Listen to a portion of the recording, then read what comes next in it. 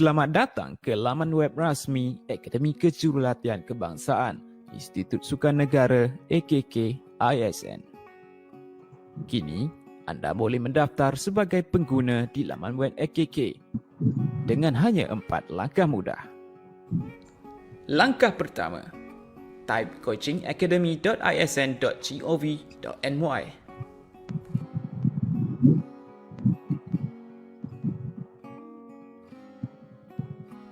Langkah kedua, klik pada daftar dan lengkapkan maklumat seperti paparan skrin. Setelah selesai, klik daftar dan pendaftaran anda telah berjaya.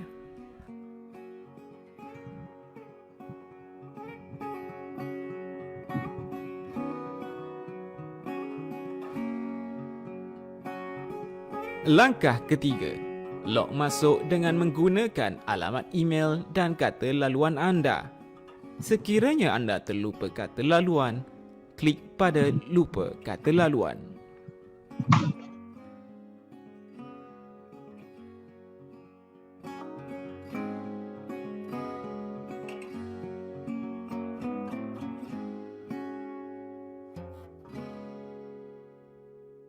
Langkah keempat, klik pada ikon nama anda di kanan atas.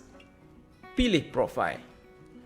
Anda boleh memasukkan butiran-butiran lain seperti di paparan skrin dan klik kemaskini pada setiap segmen yang disediakan. Bagaimana untuk mengemaskini profil saya?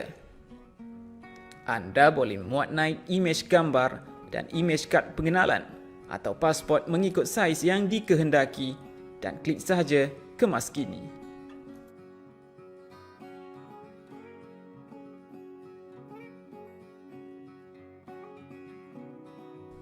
Bagaimana untuk mengemaskini maklumat kontak? Anda hanya perlu type butiran terkini dan klik kemaskini.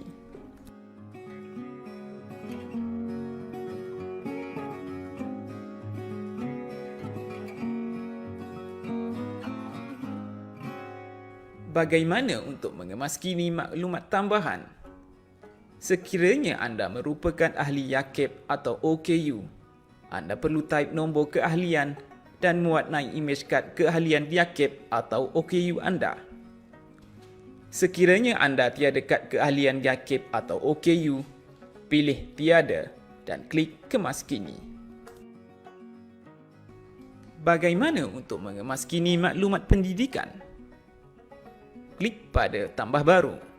Lengkapkan maklumat pendidikan anda seperti di paparan skrin iaitu tahun, tahap kelayakan akademik, jurusan kursus dan tempat pengajian anda. Anda diwajibkan memuat naik imej sijil dan atau transkrip yang sah dan klik simpan.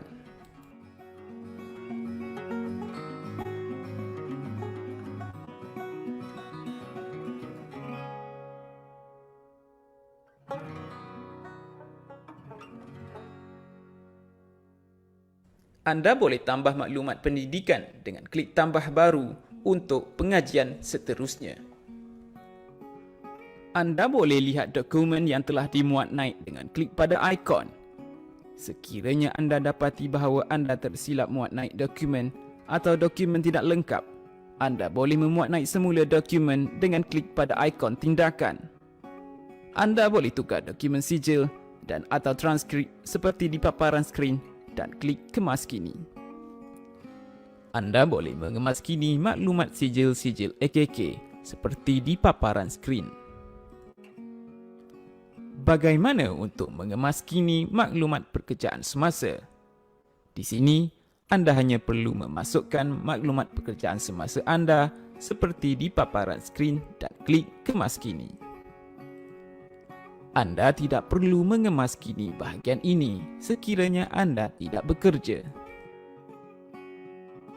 Tahniah, maklumat-maklumat anda telah berjaya dikemaskini.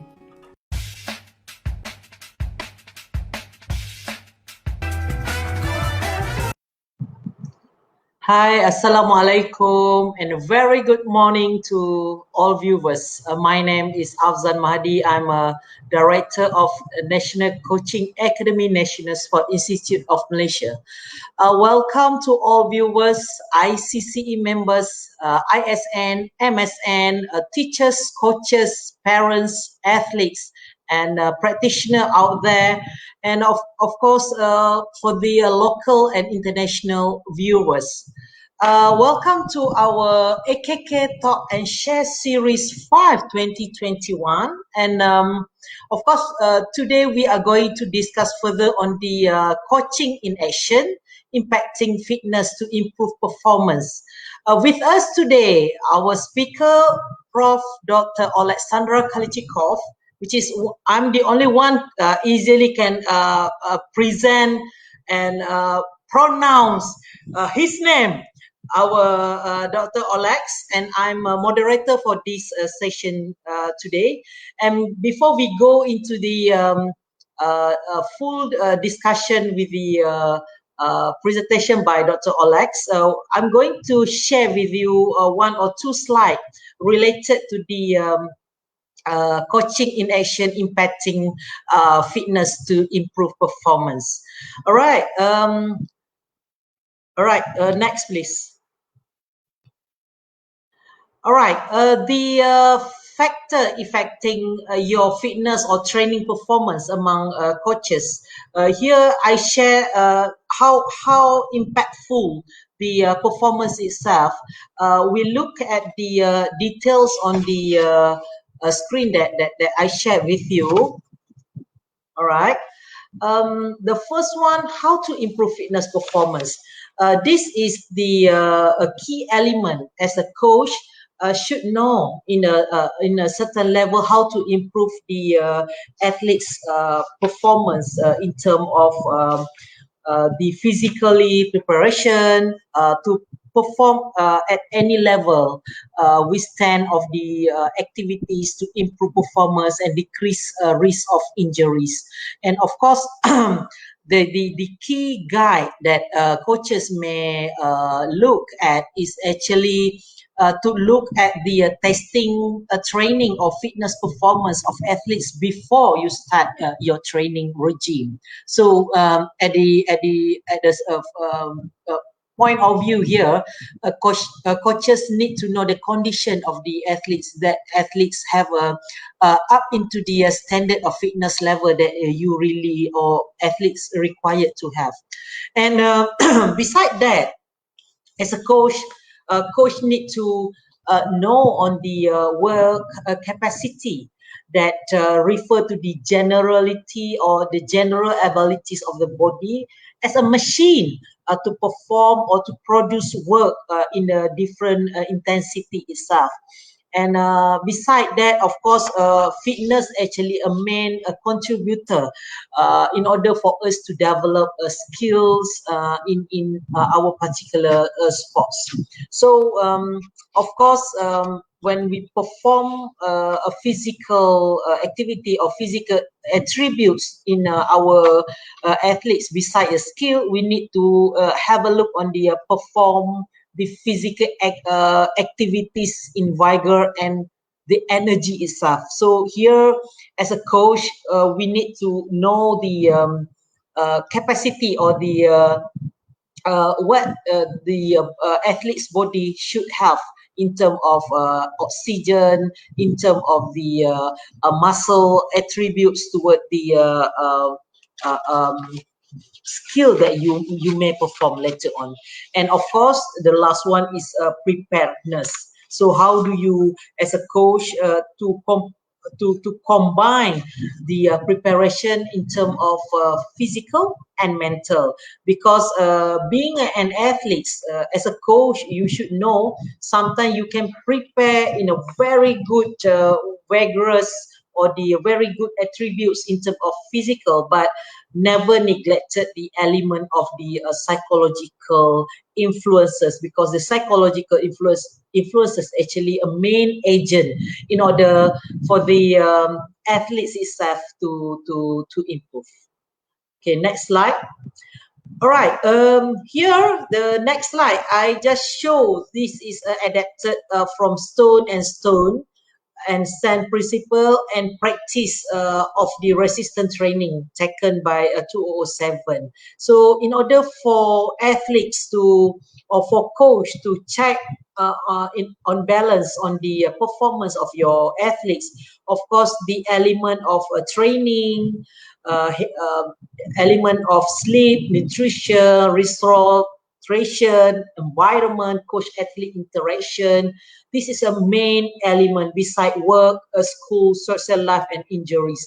And the element that shown by Stone et al. 2007 showing that it's not only one side on the physical and mental attributes only may impacting or may affect your performance as a whole, but it's also relates to the socialization influences for the athletes and the environment of the social agent.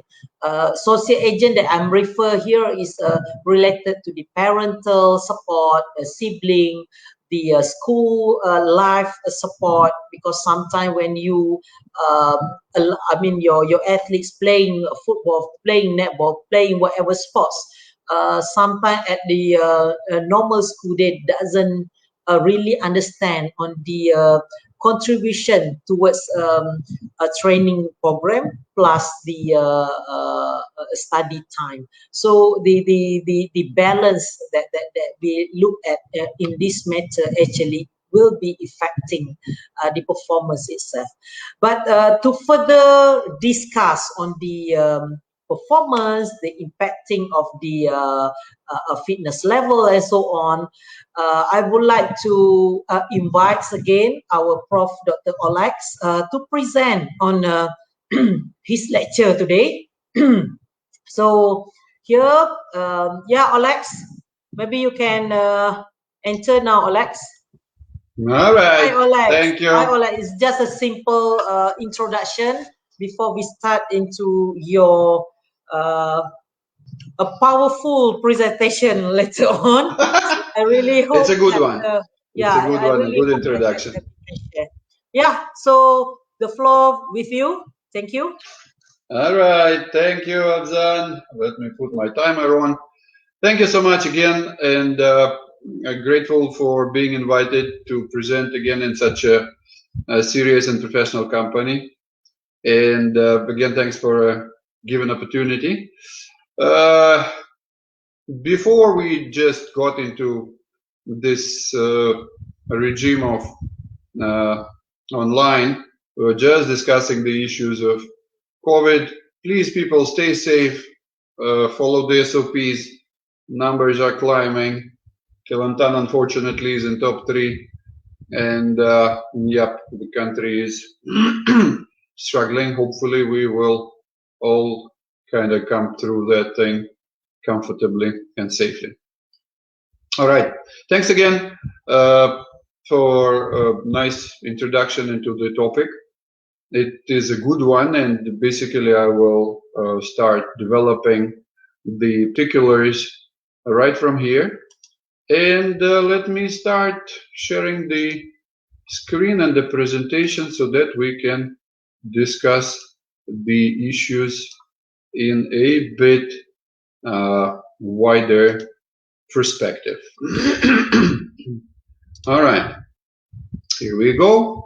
So as Ms. Afzan, our great and professional director of National Coaching Academy, she says started, impacting both fitness and performance is actually kind of a bit tricky issue. On the other hand, it is, I would say, reasonably, not to say simple, but kind of manageable. And within the generalized guidelines, as presented by Zan, we can actually go and try figuring out, all right, having said whatever have been mentioned, how do we move around fitness? How do we move around performance? How do we kind of link these two? And how do we actually produce a proper fitness or fitness structure, which in turn can produce a desired performance. So first comes first, what are we actually talking about when we say performance? I will spend a bit of time here on definitions so that we all kind of speak the same language and we stay at the same wavelength, because quite often the definition even of performance may well be a bit confusing. So what is commonly thought of performance? Of course, winning is the first perhaps word which comes to mind. Then, of course, defeating an opponent, say getting a medal somewhere in whatever competitions. Sticking to a game plan is also kind of associated quite often with the term performance. And if we are talking about non-sport settings, or even in sports settings, like for instance the office or MSN or ISN, it's actually achieving an objective, all right, which is explained in a way in a KPI or key performance indicators. So this is all that we kind of talk or think casually in the back of our mind as of performance. Sometimes, of course, we talk or we think about like artistic performance as well, right? All right, people are delivering a performance, performing on screen, on the scene, be it a dance performance or something. And in fact, it is a related issue to sport performance. How is it related? So first of all, when we talk winning or when we talk about a result, which is now on the screen, Usain Bolt delivered at 9.58 seconds in 100 meters, a new and still standing world record. Is it a performance in the kind of casual understanding of the word? The basic answer is no. It is not a performance. It's actually known and casually addressed as performance outcome. Meaning, what? He performed, all right? So he did some actions or some acts of performance which resulted in performance outcome. So the result of a competition, a race, a match, an attempt, a jump, a throw, anything on earth, it's actually known as performance outcome. So in a similar manner, if you look, for instance, at this simple picture and say, okay, what is it? It's about people playing something, most probably. I don't know what exactly this game is, but it could be like basketball, it could be anything, any game. No football, of course. So what do we see here? Kind of simple figures, simple numbers. Home 47, visitor 35. So this again is actually performance outcome. So whatever is happening on the pitch, on the track, in the dojo, in the boxing ring, anywhere, it is actually not a performance outcome. Performance outcome is what has been achieved as a result of certain actions. So then, when we understand and agree on that yes, there is a performance outcome, there is also a performance, which you can see here. And this is a split and not very detailed, but reasonably detailed performance description of what Usain Bolt actually did on that 100 meters distance on the track to achieve that performance outcome. So to do that, he actually did what? Let's see, just a quick kind of visit. Final. With a wind of 0.9, the reaction time was 0.146. So what is it? It is a performance variable. It is a performance variable, right? Time of 20 meters, right? Time at 40, timing at 60, timing at 80, timing at 100. And then we say timing of first 20, second 20, third and fourth, and so on and so forth. So from here, we come to an understanding that this let me adjust my pointer. So we say that this one is a performance outcome, and whatever is happening during this particular time, race, is the performance structure. So from here we can go ahead analyzing the performance, but not only that, and what is more important to us today, from here we keep analyzing how to develop that particular performance in order to achieve a desired performance outcome. And in order to develop that performance, we will address the issues of fitness. So how we have to arrange, address, and develop fitness to produce certain performance, to produce a performance outcome. So we will look at these kind of three levels, and here is another kind of example of performance, say in basketball, and then performance outcome. The way what is happening, you can see the third quarter of one of the famous matches in basketball history in professional American NBA, Miami versus Boston, and you can see the actual shots, made shots, missed shots, positioning of the players, and so on and so forth, which is actually coming as or explaining the issue of performance and performance outcome. So when now we actually kind of agree on these two things, let's have a look at a bit closer look on how these three or two issues are actually related to each other.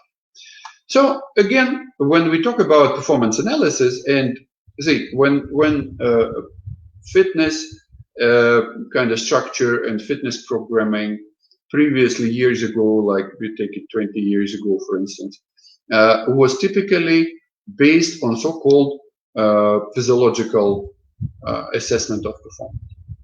And it was correct. I'm not saying it was not, but it was the original kind of approach. Say, okay, when players in football play the game, the heart rate goes that high, the lactic level goes that high, the oxygen consumption goes that high. That was a typical approach, saying that, okay, if we know the physiological mechanisms or physiological kind of background of performance, we can then fix a fitness program. Yes, it was a period of time when it was happening, and it was good. No one says it was bad, but it was kind of limited. And limited to what? Typically limited to, again, heart rate, oxygen consumption, lactic level, a bit to distance traveled. For instance, again, the traditional statistics was, okay, during a football match, a player runs almost about 10,000 meters within that match. And then, and we will talk about that a bit later, this out of these kind of 7,000 to 10,000 meters a match, something goes into walking, something goes into jogging, something goes into something, but it's all kind of bulk. It is reproducible, replicatable. However, it was not much accurate. Why? Objectively. Physiologically, one thing. However, when one of the youngest fields of sports science emerged, known as performance analysis, we started looking at things differently. And we started addressing the issues of linking performance and fitness from a different angle. Let me start from here and get you into that logic of building fitness based on performance. So what do we talk here about? So a few things we already spoken. Performance outcome, all right, as a result of an action which is known as performance. So you are performing, and your performance brings you a result. Again, be it a timing, be it a distance, be it anything on earth, a score, in shooting, in bowling, in basketball, any sport you take, there is a performance outcome, and there is a performance, and that performance structure which allows or enables to achieve that outcome. And that is absolutely critical thing. And then this performance structure has certain variables like I was showing here, for instance, in Usain Bolt situation. Those are variables of his performance. All right. Timings of 20 meters and 10 meters, there is a more detailed analysis. It's not about that now. However, it is about performance variables. So these three levels are actually belonging to performance. All right. So if we go down below into that kind of next level of this pyramid, we have a contributing factors or element which actually enables this particular performance and which in a way, directly or indirectly, influence actually the performance variables. And on the bottom of that pyramid, we still have another kind of more solid thing, like analyzing or analysis of these contributing factors or elements. And typically when we say so, we bear in mind what? Motor qualities or motor abilities, whatever way you feel more comfortable to kind of term that. And those motor qualities or motor abilities are typically, we used to say about what? 5 of them. Strength, endurance, speed, agility, and flexibility. And there are combinations of those and many speed, strength, endurance, power, kind of many more. And all those actually have to somehow support the top level or performance related level. So that is the first kind of approximation of how fitness and performance actually interact. Now, let me show you an example from the point of view of, again, performance analysis, and from a little bit kind of complicated stuff. I'll show you a piece of research, and then I will decipher that research and share with you on how you can actually, and not that you can, I guess you should actually convert those kind of research results into practice, and how to actually plan the fitness programs in order to contribute to the performance. So let's have a look. Analysis like racket sport. It can be any. It can be it can be tennis. It can be badminton. It can be squash, and that is what actually we did in USM a couple of years ago. I had a grant from Ministry of Higher Education related to quantifying actually relationship between fitness and performance in racket sport. So we did some research again, as I say, on badminton, on squash, tennis, and even table tennis. And actually what unites those sport and how the basic, these three levels of outcome, structure, and variables can be explained. Here it goes. So we have a result. For instance, the match has been won in tennis like 6-3, 6-4, okay, and that's it if that is a three-setter, or 6-5, 7-3, if it is five-setter. So performance outcome is actually a score, all right, a result. Now, performance structure. So how do we actually structurize that whole thing? You say, fine, okay, there is a match, all right, and then each match consists of games. All right, and each game consists of what? Rallies or points. All right, we can say point or rally, it's basically the same thing. So a bigger unit, a smaller unit, and the minimum or the smallest possible unit is a rally. Okay, fine, nothing special. However, when we look at the next level again, outcome, performance structure, and performance variable. So what do we say? We say a match has a duration, isn't it? So we can say, okay, if you take tennis, particularly Grand Slam tournament, and you say, okay, there is a five-setter between Nadal and Djokovic, these guys can play up to 5 hours and still kind of demonstrate a huge skill, stable and variable skills and tactics and everything. If you take kind of badminton, yeah, okay, it's shorter. Typically, it will be like within an hour. More or less the same thing with badminton. With squash. Fine, that goes at match. Now, match consists of games. All right. So in tennis, one match can be 3 sets. It can be 2 sets if that's a 3-setter, and 2 wins. It can be 4 sets. It can be 5 sets. In Badminton, it's kind of games, typically 2 or 3, and in the same way in other racket sports. So games, again, can be quantified sort of and say, fine, we have number of games played, all right? And from that number, absolutely the duration of the whole match depends. And then we have rallies per game, all right? So how many rallies per game have been played? In tennis, it is one number of games, of course, like love 15, 30, 40 deuce game, and so on and so forth. In badminton, it depends, right? Okay, men or women, is it like in the system of scoring, and so on and so forth. So this is another variable. And a rally, as the smallest unit of performance, also has its own kind of measured variables, right? So what is it? It's of course the duration of a rally, right? For instance, you take, I didn't put, of course, all the variables here because physically and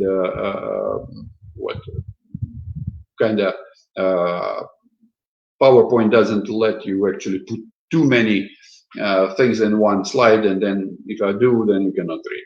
So if you say duration of rally, take tennis, okay? If you take Wimbledon, the duration of rally is like really short. And typically many people say it's kind of serve and volley. All right. You take carpet, it's much longer. You take clay, it is still longer. So in tennis, even depending on the surface, you can have a duration of a rally like from about 3 seconds to about a minute. And now ask yourself a question. Okay, a minute rally. What can you do in a minute? If you are kind of doing some physical workout, you can run 400 meters in a minute. So you start kind of thinking and putting certain equivalent. Okay, performance, fitness. You have to be fit. Come on. To survive through 5 hours or 3 hours a match, like Avzan was saying at the beginning, you have to be a machine. And who will do that machine out of you? Your coach. And to do or to fix that machine, you have to think properly and you have to plan properly. Now, if we say the rally has a duration, all right, you also have certain number of shots per rally in a similar manner. In Wimbledon, in tennis, you will have like 3 shots per rally. Serve, return, boom, volley. What? 3 shots per rally. You take kind of French Open or American Open, in 1 minute rally, you will have about 30 something to 40 shots. It's a 10 times more. Ask yourself a question. It's a completely different type of fitness, and it is completely different way of getting a person fit to survive through that match. Now, ball and play, also different, also variable, and eventually work to rest ratio. Now, what is your rally duration and what is your rest duration between the rallies? That is another point, and this is actually a direct cue or a keyword or a key indicator to finally work on the fitness program, because you can answer a simple question. Work to rest ratio. How long you have to exercise, how long you have to rest to mimic this particular performance. So then, let me scare you a bit with this particular table. This is actually how we do it scientifically speaking. So we examine players, we analyze videos that we did with one of my students in 2016, a published paper in Scopus Journal on badminton. It is actually badminton.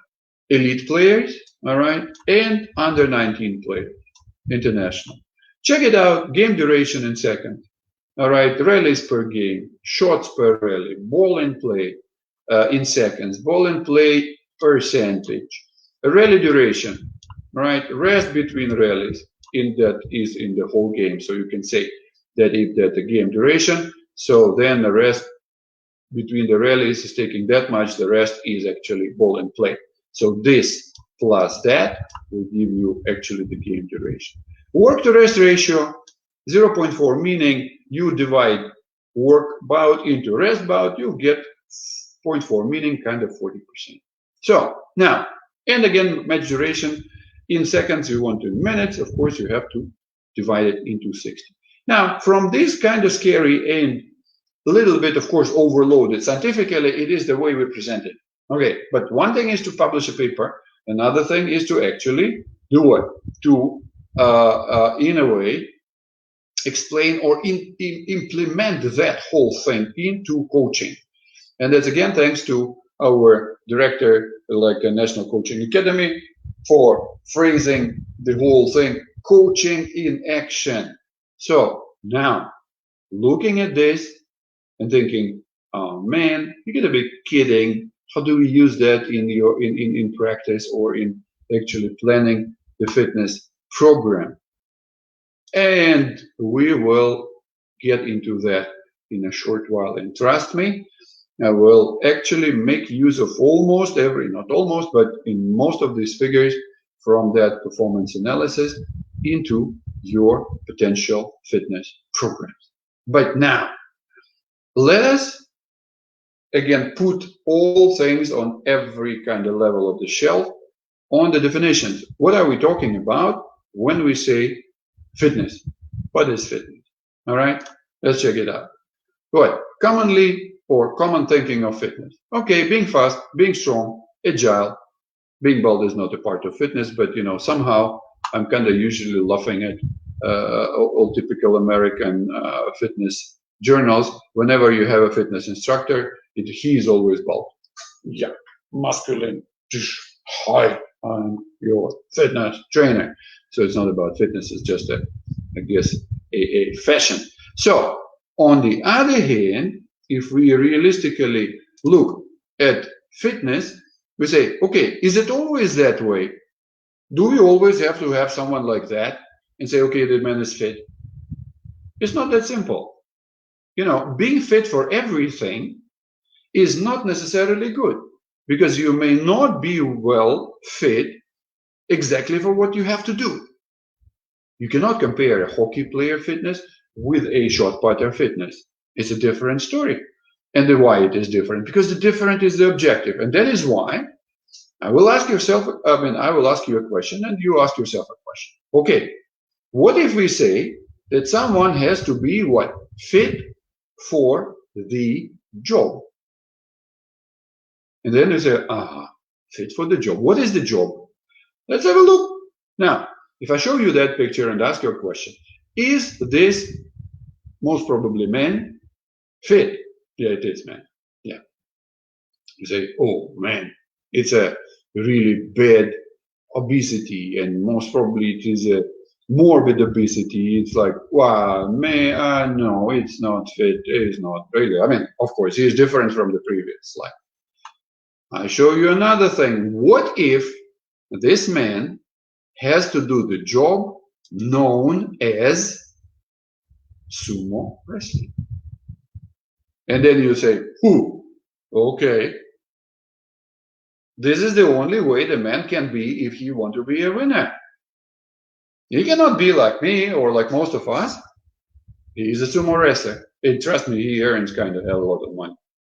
So the question then becomes different. The man or the woman has to be fit for the job. And the job is what? I'm bringing you back to performance. Performance is the job. But again, why I was spending some time at the beginning, it is not the performance outcome is the job. The performance is the job. Outcome is a different level. It's a top one. It's a climax. It's apex. Outcome. You have to be fit for the job. When you do your job correctly, performance outcomes comes almost automatically. So then, what is the job? As I said, it's a performance outcome. All right, it's a performance. So the job is to produce performance structure, right? Performance is the job, which will ensure the required performance outcome. So if you do what you have to do, you don't need to think about the result, because it will come automatically, practically speaking. All right? Of course, it's not that simple and it is not that linear. However, and the job is done when the performance outcome is achieved. So that is what you have to do. You have to achieve the performance outcome. It will ensure your, performance structure. And then it will actually produce the performance outcome. How you achieve the performance structure? This is where your fitness structure comes into picture. So you have to be fit in a very, very, very particular manner to produce a particular performance. And that particular performance will ensure achieving the performance outcome. So, where is the link? All right. So, let's say, fine, linking one to another. How does it actually happen? All right. I will start from something kind of reasonably simple. Sorry for showing you some kind of man being physical. I do hope that you can see the GIF in move there on the screen, two guys punching each other. You can pay attention, one is punching and not missing, another miss, guy is moving around. Why is that? Now, again, simple question. In order to produce all the punches, hooks, uppercuts, and everything, kind of attacking actions, defensive actions, what the boxer has to be able to in the first place? And it is a simple answer. And it was also given in the first slide of Afzan's introduction. You have to produce a machine, and it is not necessarily a boxer. And that is the thing which you really need to kind of bear with. You have first to produce someone who will be able to move around. In other words, to have a good footwork. Just try splitting the upper body and lower body. Of course, not physically, don't split anyone. So, but before using upper body punching, doing that, you have to have a solid footwork. All right? So, without a solid footwork, none of that can be possible. Just because you cannot move. One thing. Number two, because you cannot move long enough and you cannot actually produce a body position and kind of preparation for a punch. You cannot move around without proper footwork. How do you do that? Here is our first practical snapshot of how performance can be, or how the fitness should be actually arranged to produce a performance. Now, check it out. Amateur boxing, that's why I'm saying I will start with a simple example. It's actually what? 9 minutes duration of actually fighting, including 3 rounds, 3 minutes each, with 1 minute rest between the rounds, right? So hence it can be expressed as round 1, round 2, round 3, 3 plus 1 plus 3 plus 1 plus 3. It's actually 11 minutes total, all right? So now this is your time which you actually need to survive. Of course, physically it is 9 minutes and you have just only 1 minute between the rounds, but it actually gives you a first hint on your possible arrangement of your training program. 3rd minute bout, 1 minute rest. 3rd minute bout, 1 minute rest. Does it mean it has to be necessarily boxing? No, because boxing comes later. You first have to produce someone who can move. Just split it. Don't hesitate. Coaches, quite often, I've been working with coaches for like most of my life. As an athlete, as a subject in research, as a coach a bit, and then as a sports scientist, everyone is mostly scared of saying, no. If I'm a boxer, I have to box. If I'm a swimmer, I have to swim. Fine. But please also think basic. Now, if you want to have someone who will survive 3 plus 3 plus 3, 9 minutes of kind of really very intense activities, why don't you look at it as, what is it, 3 minutes? Equal, or 3 minutes is equal to actually 1,000 meters run. All right? So you can think of 3 minutes bout as a kilometer being run as a part of a basic physical fitness. Try running 1 kilometer, and then I'll give you another minute to rest. Will you be able to run another one? I won't be. So this is where the thinking starts of how to arrange your fitness programs. Hence, simplistic basic fitness replica of the fight, a boxing fight in amateur boxing is 1 kilometer run full effort, right? Plus 1 minute rest, whatever rest, you do what you want. Another kilometer full run, and another one, right? And another full effort run, 1 kilometer. I will give you an example. When I worked in India, when national boxing team was under my jurisdiction in sports science as well, we have a guy who actually barely missed a bronze medal in that was 2000 Olympics or 96, I'm not sure. Gurcharan Singh. He was like 96 kilos of weight. He was running 1 kilometer in 2 minutes 50 seconds. How about 250 per kilometer for a boxer? Fabulously fit guy. So then that gives you an impression how to possibly create a bit or a piece of a fitness program. I'm not talking about the full one, but I'm just showing you an example. Professional boxing, come on, it is a different kind of story. However, the logic is basically the same. The different, instead of 3 rounds, it's typically 9 to 12 rounds, and it is 27 to 36 minutes of actually beating each other, which is completely different. So now you can imagine, or you can actually convert that into a different kind of, into a differently approached fitness kind of equation. 3 minutes, about 1 minute rest time, 35 minutes of total workout, or alternatively, 3 plus 1 times 12, it's a 47 minutes total workout. Again, visualize any activity, not necessarily running. It can be cycling. It can be actually doing something else. But let's think of kind of lower extremities first, because we have to produce someone who will have to survive the bout. And survival is not about beating someone. It is about moving around. That's what survival is.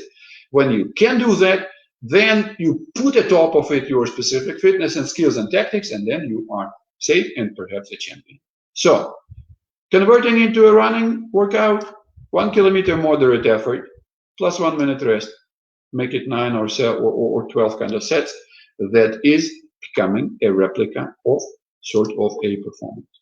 Now, so from the basic to specific, if you start looking at boxing again as an example, I will give you a more detailed and complicated one a bit later. So then, when the footwork is fixed, this is the first objective.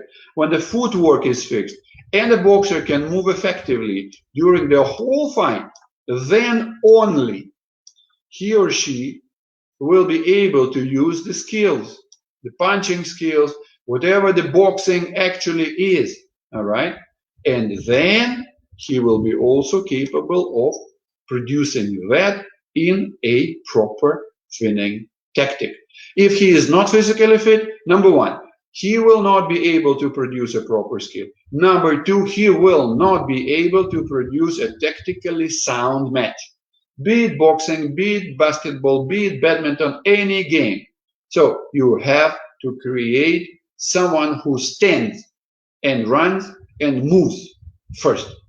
Then you put atop of it skills, and then you put atop of it tactics. So basically that is how it has to go. And then I'll give you a bit more complicated example, the game of hockey. All right. So what is it? A player moves around the field. All right. He's not standing or she is not standing. Upon the situation, he or she runs to open or to receive the ball. See, when we see the pictures of drills, it always starts from a stationary person. It's never a stationary person. That person moves, runs up and down without the ball opening. It's never stationary. So he has to run. Then, all right, okay, runs to open. Then receiving the ball. Then dribbling. And then what? Passing again or receiving. And then eventually shooting the goal. Now imagine if that person who is to receive the ball, before doing so, ran about 30 meters, sprinted perhaps, and he is not fit enough, will he be able to properly dribble? No. Will he be able to give a proper, accurate pass? Most probably no. Even if so, when he runs, receives, dribbles, again runs, and when it comes to the point of producing an accurate shot, that fellow most probably will not do it properly. It will not be an accurate shot if he or she is not fit enough, and if he or she cannot move on his or her feet properly for the whole match. And the match is what? Check it out. 70 minutes of duration, halftime 35, halftime break 5. Game phrase.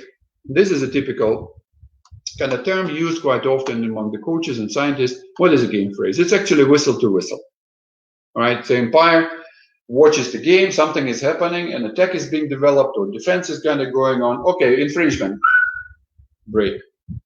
Who? Okay, recovery. Place the ball, go. So whistle to whistle, action, and then to another whistle. It's basically a recovery. So when you start analyzing the kind of performance in a bit deeper manner, you will see what. And this is one of the publications available on the net. Standing. All right, number of motions. Okay, 100, this, and that. There are kind of different positions like fullback, halfback, striker, and okay, what's IF stands for? Inside forward. Yeah. So, and then you have position-wise locomotions. So, how many or what is the actually number of motions? Kind of or occasions of standing, walking, jogging, striding, sprinting. So it is all kind of measurable. So when you get into the numbers, you please start thinking of what? Repetitions. And these are the actual happenings on the field. And then when you look deeper into motion analysis, you'll say, okay, frequency and mean time. All right, frequency of, again, standing, walking, that was shown in the previous graph. Mean time, meaning, okay, how long it's actually happening in actually kind of seconds, each one, each move. 6 seconds standing, 8 seconds walking, 6 seconds jogging, 3 seconds striding, 2 seconds sprinting. So this is all actually done in 1 35-minute half of a game. And this is another keyword or a small element to your understanding on how that fitness has to be actually tackled in order to produce a fitness program. Now, let me bring you back to the racket sports. As I said, we did a kind of reasonably deep and serious analysis on that. So let's have a look how you can produce or approach your fitness programming looking at the variables of performance, all right, of performance structure and performance variables. So we kind of leave result or we leave performance outcome out of equation just for a while, okay? So linking, how do we do that? Fine, link level 1, all right? So what is it, link level 1? Link level 1 is actually general or basic condition. So how does it actually work? Let's have a look. So the major objective of the general condition is to produce such a fitness standard that your player or players can survive the intense match without, now please pay attention, without skill deterioration and without tactic deterioration. Why is it important? See, we keep again quite often casually think that okay, he or she just have to be kind of strong enough or endurable enough to play the match. So what is enough? Like how much is enough? Or how good is good or how bad is bad? See, when we talk about being physically fit, we first of all have to think and understand a simple thing. If you are physically fit, you can produce repeatedly effective skill. The first thing which actually suffers when you get tired is your skill. You get tired, fatigue gets into picture, your muscles getting heavy, you're having kind of obvious kind of features of fatigue. You cannot produce an accurate skill. If you cannot produce an accurate skill, your game is gone. All right. So if you cannot produce a proper skill, it is only unfortunately one damage. The other damage is the tactic deterioration. Now, imagine again, you are playing football and you playing man-to-man marking. Now, if your mark is fitter than you are, then how do you mark him? If he is moving around and you eventually after 15 to 20 minutes or maybe half an hour, you're getting tired, you cannot follow your mark. What's happening? Your tactic is then gone. And the whole team is gone because your mark is now free. And he can receive the ball, he can score, he can pass, meaning you are actually failing your own team. So these two things are critical. If you are becoming physically tired, your skill is deteriorating, you are not accurate anymore, your passes are not accurate, your shots are not accurate, your dribbling is faulty, and you cannot follow the tactical plan of the match. If you cannot follow your mark, and that is not only you but other players of your team, then what you do? You have to play it in zone. And if you're playing zone, bang, tactics is gone. So you are actually limiting your own tactical options. So now let us again live with that, so that the basic fitness objective is not about producing a skillful movement. It's about producing a non-stop high intensity action. In the case of boxing, it is footwork. In the case of hockey, it is basically also a footwork. You have to run, you have to walk, you have to jog, you have to run, and you have to run fast. Now, if you are a slow forward, then your team has limited options of scoring. You cannot run away from your defenders. What's the fun? Then you only have, again, limitations. So if that is the case, how do we then treat the situation? Now, I'm now converting that scary table, which I showed you at the beginning, which was actually kind of scientifically speaking kind of publication one, about the variables of a match in badminton. Let's check it out. Match, game, rally.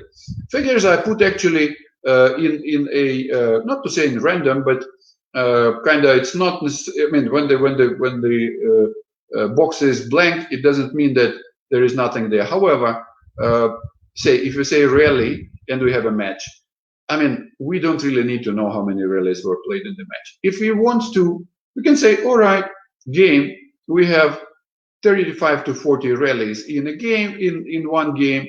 So then if you want to have a rallies in a match, you just time it like times 3, and you will get roughly about 120 or something rallies per match. But we don't usually use that figure. So I actually put the figures here, which will typically be used, or can be used, as your keys or indicators to create your fitness programs. So what is it now? Just a quick look. Match, badminton, duration, roughly about an hour. Okay, game, between 20 to 25, something 23 to 60, 26 minutes. It is again it's a male numbers, because females will be different, doubles will be different. So it's more or less like about logic. However, the numbers are realistic. Now, duration of a rally, 1 point. So everything, ding, ding, ding, ding, ding, roughly about 10 to 12 seconds. Okay. So, and then we can say that, okay, within all right, it's about like 10 to 12 seconds rally. And then we have other numbers here. Okay, number of games. This is number of actually rallies per game. All right. So again, what is it? Number of rallies. No, here is number of rallies per game. This is number of rallies per match. All right. Shots per rally, 12 to 15 shots. All right. Okay. Ball in play. All right. About 10 to 12 seconds. This is more or less equal to the rally time. All right. In a game, ball in play out of 23 to 20 minutes. It's about 8 minutes. Remaining is actually, all right, sort of a rest period, all right, between the rally. And then when you get into the work to rest ratio, as mentioned here, it's about 40%. So if you divide actually kind of ball in play into breaks, then you will get that work to rest ratio. So work will roughly be kind of 20, I mean, total will be 23 to 26. A ball in play will be roughly 8 minutes, so remaining is between the rallies. That is how it's 0.4 or 40%. So roughly, if you say out of each 10 minutes, 4 minutes will be game or play, and 6 minutes will roughly be actually rest. So when we just only pick those figures or those numbers which can be used in a training program, now let us try programming. All right, how? The logic. Let's say we are now thinking of endurance. All right, endurance, the basic endurance, I repeat, again, like Afzan was saying at the beginning, you have to produce a universal soldier. Sorry to use the terminology, someone who will be comfortably, I repeat, comfortably capable of playing 1 hour match without losing breath, without losing fatigue, without losing a stride, step, jumping ability, and so on and so forth. I repeat, we are not talking about badminton shots at this point in time. We are talking fitness. So total match duration, about an hour. It gives you exactly a duration of the whole session. You want to plan a session in endurance? This is your timing for your endurance session for a badminton player. Match time. Game time, 23 to 26. What does it mean? It means that the whole duration of a session, which is like already mentioned, you can split it into 2 or 3 subsections. Why not? And mimic a number of games. All right? Or number of sets. For instance, if you're talking tennis, okay, you take 3 hours, a 3-setter, or you want to play 3 sets. Okay, 45 to about an hour each set. This is another setup. The logic is the same. So now, your set duration is your game duration. And what else you will be using? Intensity can be moderate to high, depending on the fitness level, right? In specific preparatory period, variable intensity must be achieved within a set. What does it mean? That if you are in the basic preparatory period, you can just jog your 25 to 23 minutes. Nothing wrong about it. I know everyone hates jogging. I know players hate running. Please make them think differently. It's nothing about hating. You can hate yourself during endurance workout. I am the same thing. You will praise, they will praise you guys as coaches when they can survive and match without catching a breath. That will be the first victory. So now, specific preparatory period, please run faster, run slower, try mimicking what you do inside. What is it inside? Rallies. So it can be accelerations of 10 to 12 seconds or 10 to 15 seconds. And then it is also getting you closer to actually the structure of performance. What are the rest intervals? 3 to 5 minutes. All right. Yeah. Okay. Keep your 3 to 5 minutes here in between the sets. That will be actually your approach. In specific preparatory period, keep those intervals according to the rules of the game. Now, whatever the rule says between the sets or between the games, because in badminton you use the term kind of game. Set, it is about fitness, so don't get confused. It's not a badminton set. There is no such thing as badminton set as a badminton game. It's a set in your physical fitness program. So in specific preparatory period, according to the rules of the game. So this is a mimic of your elementary, simple endurance training program for a badminton player. All right. What's happening next? The next we go into strength. So which of the same or kind of variables of your match can be utilized actually as your key figures or key numbers in creating or actually developing a fitness program or strength related? Okay, let's go. We are using the same numbers, nothing changes. I'm just kind of repeating the top part of the table as of the previous slide. All the same numbers, nothing has changed. We are using the same analysis. All right. So how do we interpret it to strength? In a bit similar, but a bit different manner. So ask yourself again a question. Fine. We are talking strength, and strength is something which is required for the upper body. Of course, endurance is also required for the upper body, no doubt about it. So what are we talking about here? We, for a while, forget about the match duration. We start thinking kind of shorter, right? Strength. So we use game duration as a duration of a session or a part of a session. All right. So 23 to 26 minutes, let's say half an hour of resistance training. And then here, I give you an example of circuit training. I will not kind of go into explanations. I'm sure you'll know what is it. So we say, okay, circuit number 1, circuit number 2, circuit number 3. All right. Within each one, you do what? You actually kind of split it into about 10-minute circuit. So what is it inside? 10 to 12 exercises in the circuit for the major muscle groups. And here, please, you can start thinking of badminton muscle groups, all right? Both upper body and lower body, all right? Now, in specific preparatory period, choice of muscle, strictly badminton, right? No more kind of general fitness, because in specific preparatory fitness period, you have to think of specificity. Work bout and work to rest ratio. Which are the figures we are using here? These are the figures. Work bout, all right, 20 to 30 seconds. Rest bout, 20 to 30. So it's becoming like a little bit longer than a rally duration, all right? Because we say, all right, if rally is 10 to 12, we are still creating a strength endurance thing. So we take a bit higher number. You say, fine, we do that. And then we start using what? We start using the work to rest ratio, all right? And we again use the number which is equivalent to the rally duration, right? 0.1, 10 to 12 seconds. So when we reach specific preparatory period, closer to competitive period, we actually make the work bout shorter, all right? And use kind of more or less the, of course, a little bit extra, kind of the rally duration.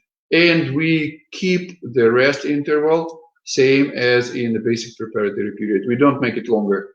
Please don't do that. So then we actually use the same logic, which is kind of mentioned here in the match analysis. All right. And that is how we actually use the performance analysis to in order to create a fitness program which is contributing to performance. Next one, logic of speed and agility. All right. So again, same numbers, nothing changes.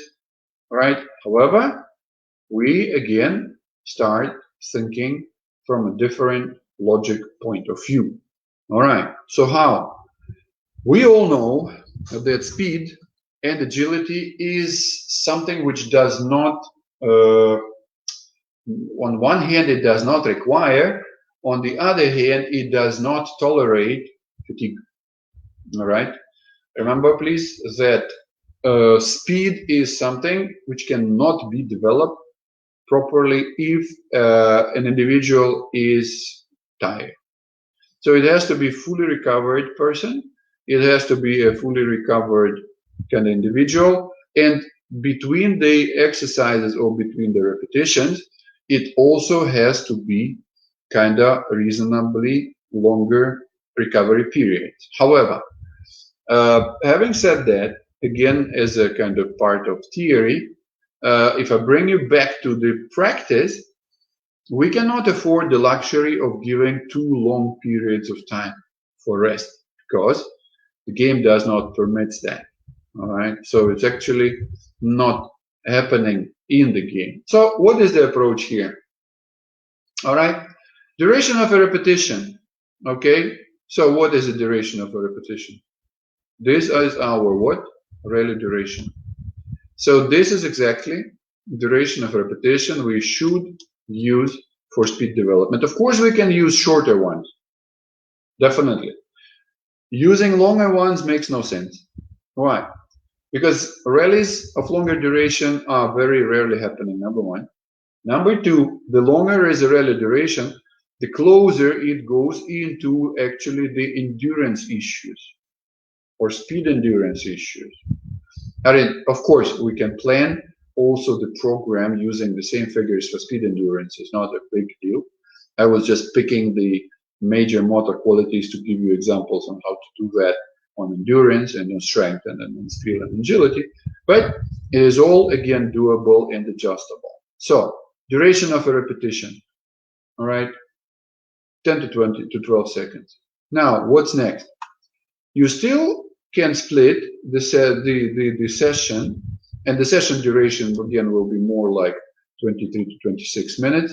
You don't need to go into the match duration. Using it as a measure of a session duration, 20 to 26 minutes is good enough. Speed is a quality which does not require lengthy practices. And agility as well, you know that. So, set one. Now, we can practice 10 to 12 repetitions, all right? And why is that? See, this is a number which we were not talking much about yet. It's actually number of rallies in a game, all right? So, 35 to 40. So how do we treat that figure? So we can treat that figure as actually the total number of repetitions. So if you take set 1 of 10 to 12, set 2 of the same number, and set 3, you'll get about 30 to 36 actually repetitions, all right? So this is how you utilize that number. And then you can describe that actual program as kind of speed and agility drills, right, of 10 to 12 seconds each, all right, 10 to 12 repetitions within each set, as mentioned here, to bring you to the total number of rallies per game, which is 35 to 40. So work bout will be roughly about 10 to 12 seconds. I repeat, it can be less, of course. It can be less. There is no doubt about it. All right. So, and then a rest bout, again, 20 to 30 seconds.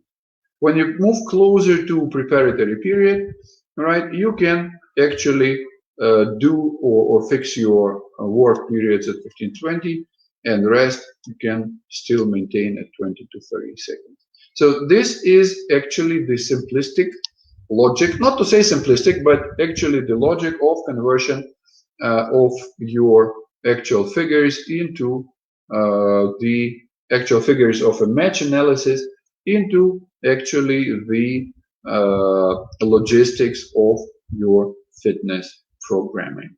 So again, repeating the same thing, 10 to 20 seconds, all right? It's a rally duration, all right? 20 to 30 seconds is a rest duration. It also is based on the work to rest ratio. And with all kind of differences in the various kind of racket sports, the same logic works. The only difference will come from the numbers, because again, coming back to what we were discussing already. If you take badminton, this is a one time frame. If we are talking about tennis, is a different time frame.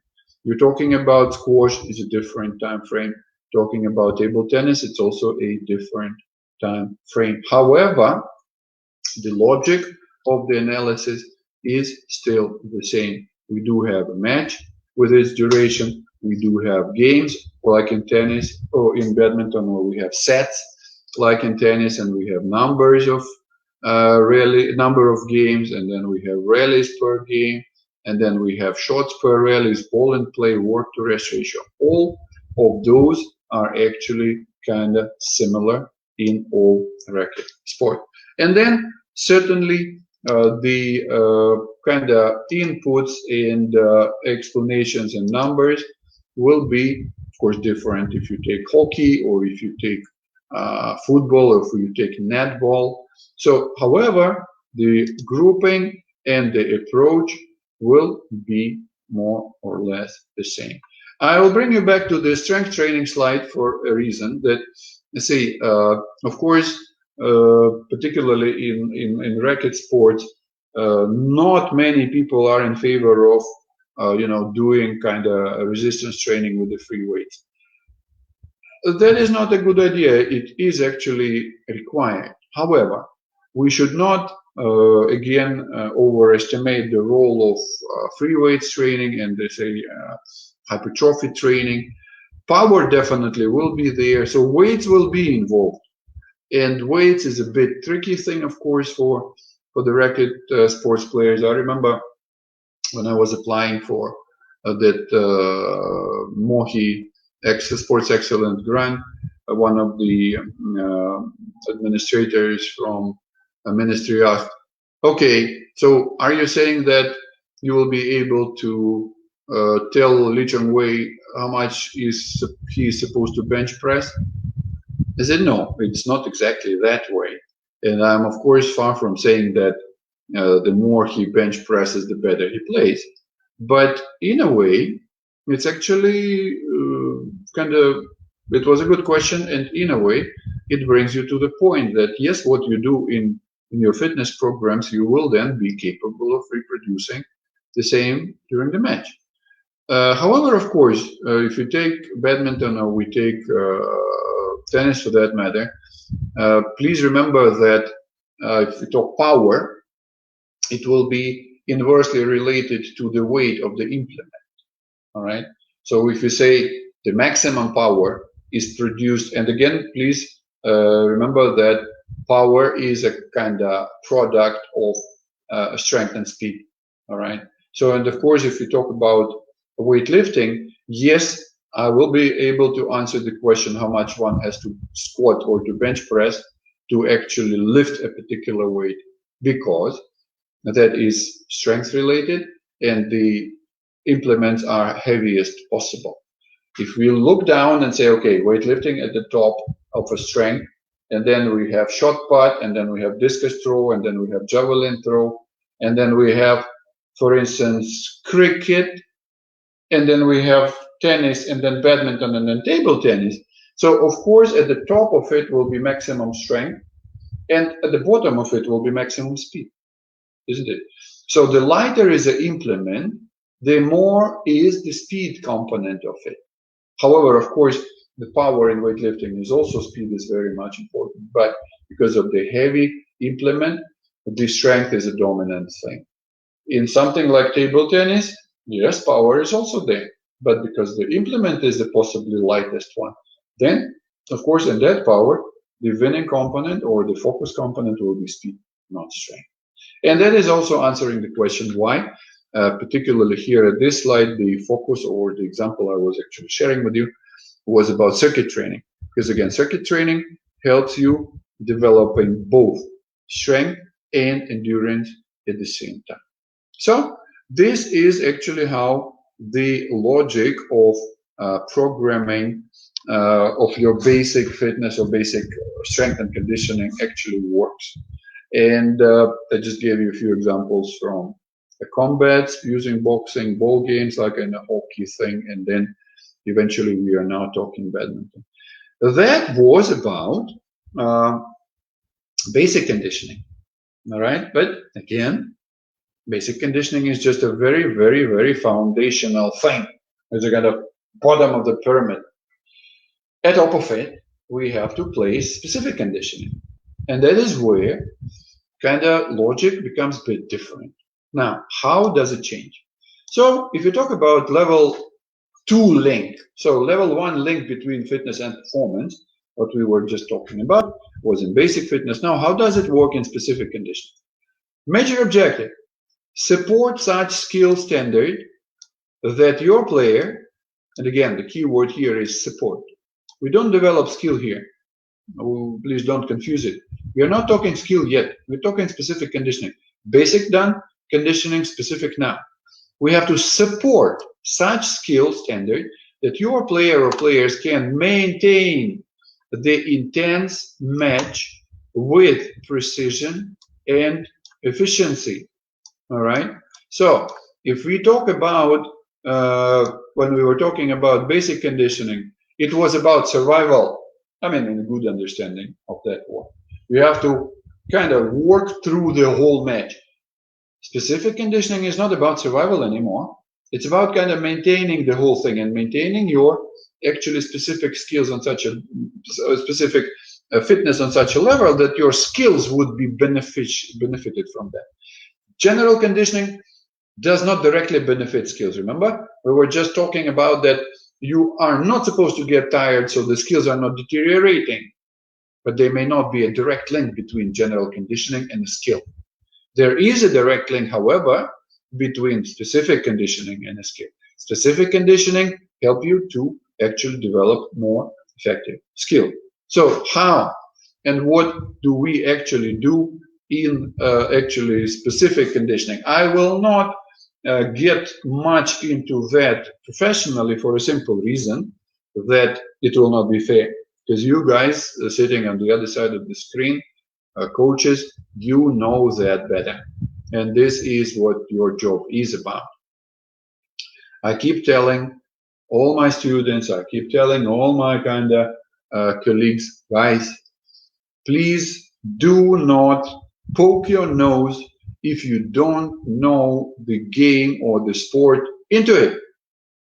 Don't kind of get yourself in an awkward situations. Even if you know the sport you're talking about, please leave that to the coaches. You want to share something with them, please share something with them. If you're talking general conditioning, yes, that would be your guys, like strength and conditioning expert. That will be your scope of practice. Do that. Do not advise coaches at what I'm teaching, what I'm also following, and I'm practicing what I preach. Do not advise coaches how to coach. All right. So here, that is why one of the reasons, although I can go into many sports and try to offer you some kind of expertise on how to create specific conditioning programs, I can do that. If you want me to, just let me know. We can discuss it anytime, privately or whatever. But that is the reason I just leave it at a basic level for you guys to further develop. So, sport-specific conditioning. What do? We do not kinda address more issues of endurance. If you manage to fix your basic endurance, then your specific endurance comes from the drills. It is kind of merging from the skills. It's kind of different story. The logic of the kind of formation is different. Now, more focus is supposed to be on speed endurance rather on basic endurance. I repeat, if you manage to create a basic endurance and your kind of athletes are kind of fully capable of kind of running the whole time duration match, or they can do anything, but that typically is kind of good enough. So when you do specific conditioning, speed endurance becomes an issue. Like for instance, if the match is like 70 minutes and that's about endurance, so don't go specifically for the same duration. One half time or one quarter is good enough. That's why I'm saying focus on speed endurance when you have to actually combine a specific conditioning with kind of bit of speed endurance. And again, focus on speed and agility. So there is no need of repeating basic gym issues, particularly on specific conditioning. Remember again, specific conditioning is happening when? In specific preparatory period. And that is always which I'm kind of having typically a war, small or big, with strength and conditioning experts, pushing them out of a gym in specific preparatory period. When you bring your athletes closer to competitions, you don't need the gym anymore. You don't. When you hear someone to say, we go and test you on full squat, no, please. General basic conditioning is a job of strength and conditioning experts. Strength and conditioning experts has nothing to do with specific fitness. This is the coach's job. And specific fitness is done on the field, is done on the pitch, with specific exercises, with specific conditioning. It is not about the gym, no more. That's why if someone brings you to the gym and say, we do full squat, we do bench press 3 weeks before the competition, it's wrong. It is very wrong. And that's one of the reasons why we have a while ago arguments with ISN gym guys. I'm sure Azan remembers that. So specific conditioning is out of the gym. It is field-based. All right. So then please remember to use match and game specific timings, which we were kind of discussing today, like match duration, halftime duration, or a round duration, and then rally duration or whatever it is, a specific belonging to your own game match analysis. All right. And then when you do so, then you can go into very, very specific skill related issues like shot selection. I was not showing and sharing today with you like that if we go into badminton analysis, we can then go deeper, sorry, and say, okay, we can go into shot analysis that, okay, what kind of shots is used? What is your favorite shots? What are you do best? What is it you need to improve upon? So that is becoming kind of the next level, bringing you closer to the tip of the iceberg. So you do shot selection, you practice whatever skills, and then you practice whatever tactics to actually produce the best possible performance. And then eventually you reach the almost kind of the final destination. They are matching opponent's physical and technical opportunities. So this is where you actually bring your athletes to the point that it is not only you are following the average statistics of the match, that you have to be able to play that, you have to be able to play that, you have to minimize your unforced errors, or you have to do that and do that. You watch who is your next opponent. And then, depending on that, you develop your game plan, you develop your tactical options, you think about your physical conditioning. Like again, ask yourself a question. Why, for instance, in boxing or in wrestling or in any other combat for that matter, why there are people who are actually finishing the job in one round, and there are people who can really kind of punch and kind of box for 12. Very much it is dependent on the fitness structure. See, and then again, the ones from the combat, they all know that they are punchers and they are kind of dancers. All right? Punchers typically are not endurable people. They are speedy, they are powerful, but they cannot survive many rounds. If they do not achieve their performance objective in 3 rounds, which is, for instance, like to knock the opponent out, then typically they'll be losing. Why? Because if they didn't punch someone out in 3 rounds, they don't have enough endurance to survive 9. And then the guys who could survive the puncher for the first 3 rounds will beat, not to say something wrong, everything out of that puncher in the remaining 6 rounds. And he will score, or she will score, enough points to actually defeat. Kind of the same thing is actually happening also in tennis, for example. There are guys who cannot survive 5 sets. There are guys who, if they are not winning in 3, they're losing. Because their endurance is not good enough. Their kind of coordination perhaps starts suffering if they get tired. And if they are not winning 2 straight sets, they're in trouble. Because the 3rd set, typically they lose because there is no endurance. And the opponents who actually belong to a more endurable type, they will kind of capitalize on that. So what happens with the guys who don't have enough endurance? They start deteriorating technically first of all, and then they start deteriorating tactically. So they can be easier outplayed. So finally, we are coming to the point of that whole logic and what we were discussing today. What comes first, what goes next. So first thing first, basic conditioning based on match and game temporal characteristics. This was exactly what we were doing today. And temporal characteristics, these are the timings: match, game, rally, and so on and so forth. So we actually build that basics or basic fitness on the specific numbers. And this is again answering the question. Many people and even many coaches, unfortunately, are kind of skeptical when someone says, hey, basic conditioning. They say, now why I need that basic conditioning. Even basic conditioning is based on your specifics of the match. So don't just neglect it. You just make it in such a manner and fix it in such a way that it actually mimics the match. That's it. So then you will enjoy the full benefit of basic conditioning.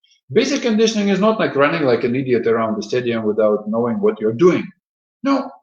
It's just fixing the elements of your fitness in such a manner that each and every single brick of that contributes to the wall of your performance. And when you do that, you'll see the difference, right? So next, specific conditioning built on the match-oriented basic conditioning. So when you build your framework here in general conditioning, footwork, kind of aerobic endurance, mixed endurance, anything, then you go into specifics, which is game related. Then you produce your skill improvement, all right? And skills could be actually made best when they are actually kind of supported and kind of constructed over the properly built specific conditioning. Then skills are perfect, accurate, stable, and variable.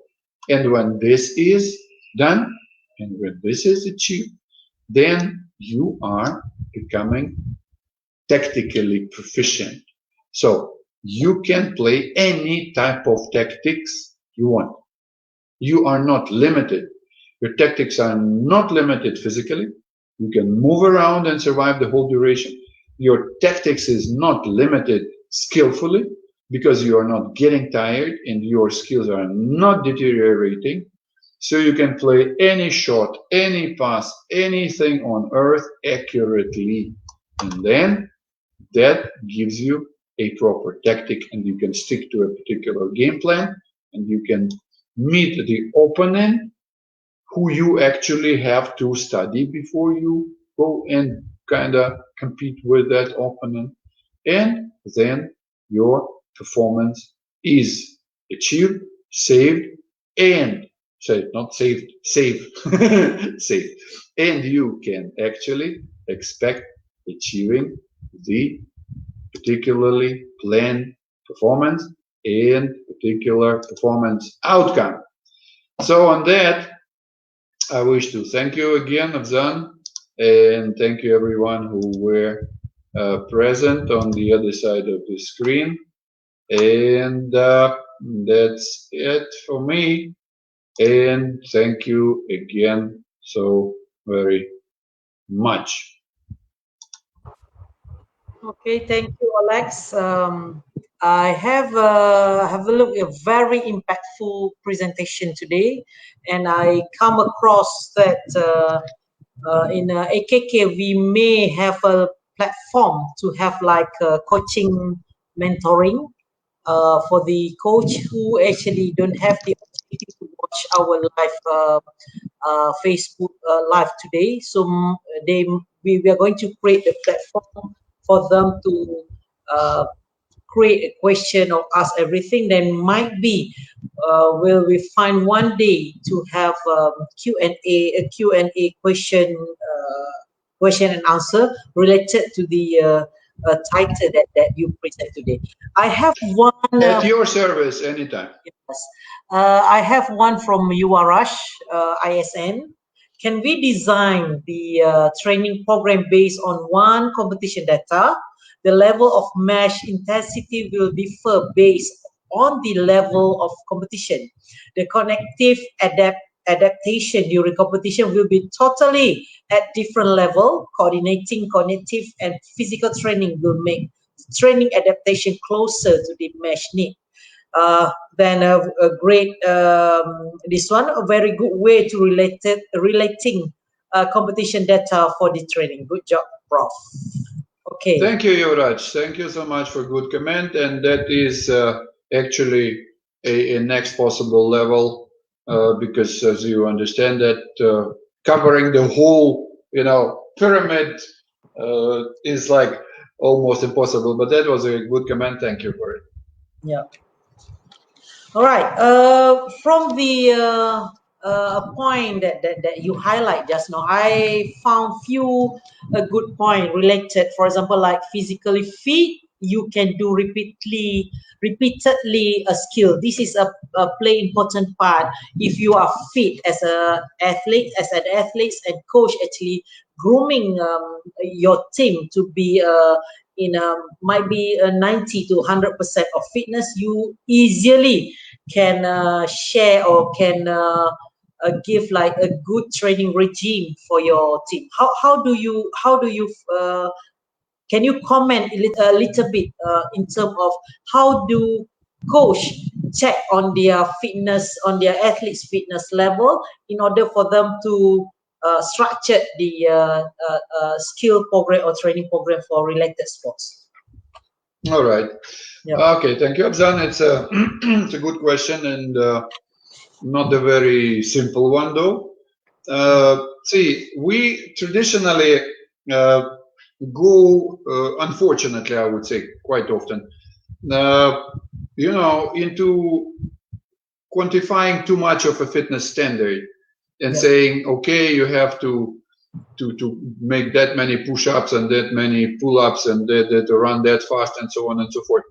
We do need to we do require actually certain norms and standards, but those are not supposed to be what I have to say, kind of decisive quite often, because when we look at the situation in a complex manner, we have to admit that we do require a lot more convincing to be done even among the coaches that the general physical standards are important. The kind of even multilateral training is important, because the traditional choice of a coach would be specific training. And we cannot blame them for this, because typically there'll be a feeling of shortage of time or something, and many will still feel that they may well rather use more specific training rather than basic. But that is why I keep saying that there should be some degree of motivation and some degree of explanations. And again, thank you for giving me that opportunity today to share it, because I mean, I'm afraid about 60% of coaches will still take basic conditioning as something they don't need. Okay. But it is not fair and not true. They do need the way. The issue here is for them to understand how they construct it. And I hope that what we were talking today actually will help them to actually break that ice of sort of misunderstanding. They say, come on, they know how to run, they know how to do this, how to do that. Everything can be actually streamlined into the requirement of a game, or a requirement of a match, or into the requirement of a bout. And when this is achieved, the coaches will definitely take it easier and take it more constructively, that they have to do that following that logic, rather than we keep pushing them, because we sometimes also kind of spoil the party, saying that, okay, there's a fitness norms you have to follow. Oh, come on. There should be, again, a reasonable degree but other than the fitness norm, I think every coaches out there must know the fitness component that related to their sports, specific sports. So we don't want to have like you are a shooter or the archer, you need to do a speed for like several times, or sprinting. It's not really, it's not really connected to the sport itself. So I assume that every coaches must have full of knowledge in terms of the fitness component related to their particular sport. So that is a very important. I have other two more questions that are raised up by audience there. Abbas Chat. Okay, Abbas Chat mentioning, Abbas Chat actually was our multilateral coach during my time with Majlis Sukanegara those days. So in his question is, my planning for program for kids under 12 combined multilateral means basic fitness and running. For example, this is look like fun. That is just a element that might be Coach Abbas Chat mentioned. The Daphne Ang questioning about, thanks Prof for the great insight. If we do implement sport-specific conditioning, do we still do the traditional conditioning training? Thanks. Yes. Okay, Daphne, it's a good question, though a bit provocative, though. Of course, I mean, I'm not kind of discarding the basic or the general understanding of conditioning. Of course not. But okay, it is a good question. It makes me think a bit now, a professional that way. Okay, I'll give you an example. Let's say if you look at the annual periodization, all right, and we say, okay, we start from the end. So there is a transitional period, all right? So transitional period when we used to enjoy, when we have to recover, when we have to do some licking the wounds, and then recuperating and so on and so forth. So this is exactly the time for basic conditioning, like no matter what, no relation to sport. Rather, sticking to the requirements or other recommendations from physios or from your, kind of nutritionist or someone else to say, okay, people, just do whatever. Be it, it's supposed not to be sports related and not supposed to be that specific as I was describing. If you take another part of the following the beginning of the preparatory period, all right? So, like, okay, you enjoyed your transitional period, you resumed your training. So when you do resuming, that is exactly a period of time or of at least 4 to 6 weeks you can do anything. And that is where non-specific or non-sport related basic conditioning is actually encouraged. And then when you get back yourself to the proper workout, to the proper, functioning, then gradually in general preparatory period, you start perhaps doing what we were discussing today in a matter of endurance and this stuff. And then specific preparatory, naturally you go more and more closer and closer to your performance structure and mimicking that performance structure in a way of your fitness and conditioning program. All right. Actually, it is a good way because I heard that you mentioning about the specific conditioning is out of gym work, meaning that every coaches must well known on the very specific element that they should attach with their athletes. So we cannot saying that depending 100% from the gym work itself. But as a coach, we need to know in very specific element. For example, during my training time, those days, I just doing a general preparation on endurance or gym work and so on. But in terms of doing it on court, is related to the fitness that I have in myself, and of course the repeated skills or program that coach developed for me actually can benefit from the a whole of the endurance or strength element that I gain from the gym itself. So that is more or less that I receive for myself. So I have, in fact, the Zuraidi Puteh around here. Actually, it was the 1998 lawn bowler for Malaysia. Now he's actually head coach for the lawn ball. So it's a good feedback that I received from those ex-athletes who became coaches at the national level. This program is actually an impactful program, because it is good to have the continuity learning in the coaching education itself. So I think that's all from us. So very impactful information that we have today. I really hope that whatever information that we receive from Prof. Olex today will beneficial every one of us here. Then we look forward to have like a coaching mentoring later on to have I'm going to have a one platform if anything that related to the fitness, to the motor learning or whatever related that Prof. Oleg can check on it. We have like a two-way communication with coaches, and we leave it to experts to decide or discuss with the other skill expert, which is coaches out there.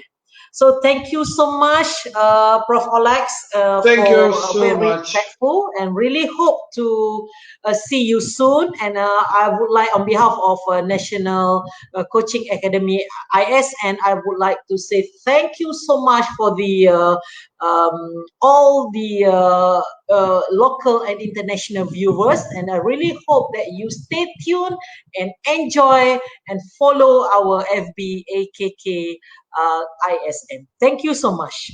Bye. Thank you so much, Azan. Thank you Bye. for the opportunity.